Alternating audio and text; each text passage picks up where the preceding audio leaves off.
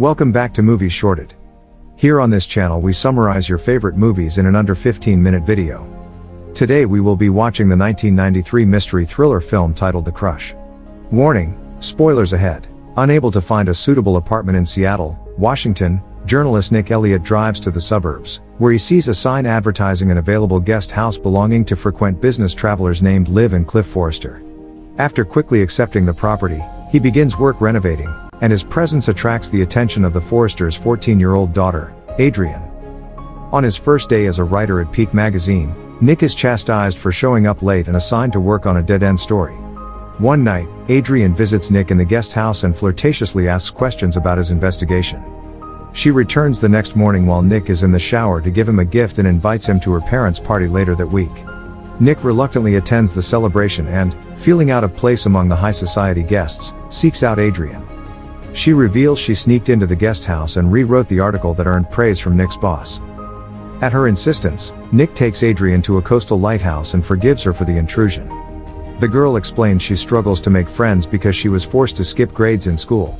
She kisses him, but he pulls away and insists they return home. Although Nick becomes distracted by Adrienne's constant looming presence, he strikes up a friendship with his coworker, Amy Maddock. During a barbecue one weekend, Amy becomes concerned about Adrienne's obvious crush on Nick. After receiving a cryptic telephone call from Adrienne, Nick searches for her inside the main house. In her room, he finds a heart-shaped pillow embroidered with his and Adrienne's initials, and hides in the closet while she undresses for a shower, unaware that Adrienne knows he is watching her. On his way out of the house, he runs into Cliff, who asks him to help carry some boxes to the attic. There, Cliff shows off the carnival carousel he has reconstructed as a childhood toy for Adrienne. One afternoon, Nick attempts to tell Adrienne they can only be friends, but she reminds him of his previous voyeurism. Later, Nick confronts the Forresters about the suspicion that Adrienne vandalized his car, but the girl denies responsibility and her parents believe her over Nick. Afterward, Adrienne's only friend, Cheyenne, asks to speak with Nick after her horse riding lesson.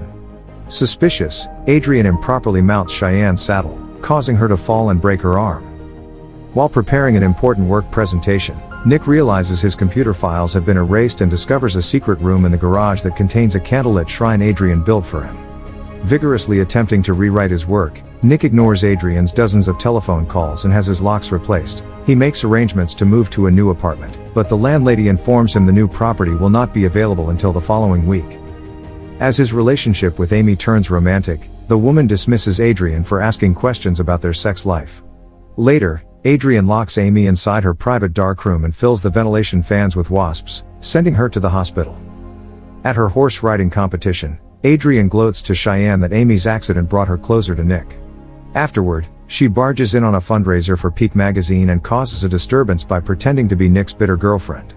Nick's luck worsens when he discovers that Adrienne has sabotaged his new apartment lease by telling the landlady he is a drug dealer.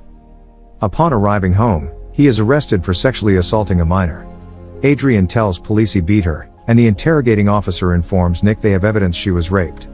Nick theorizes that Adrienne orchestrated the claim by stealing a used condom from his trash bin, but even the police refuse to believe him over Adrienne. Before he can be formally charged, Nick posts his bail and returns home and packs to leave. Suddenly, Cheyenne arrives and tells Nick about Rick, a camp counselor Adrienne poisoned after he rejected her romantic advances.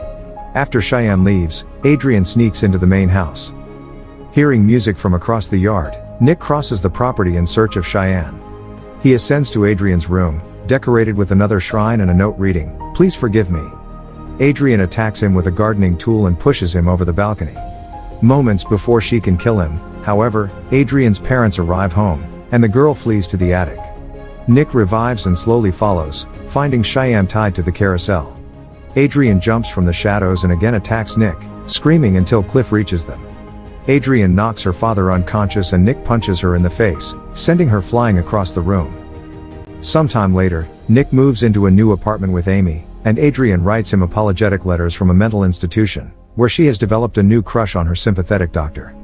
Implying that the vicious cycle with Adrienne's obsession to a potential new boyfriend/victim will start all over again. Make sure to subscribe and turn on post notifications so you can watch more videos just like this. Thanks for watching.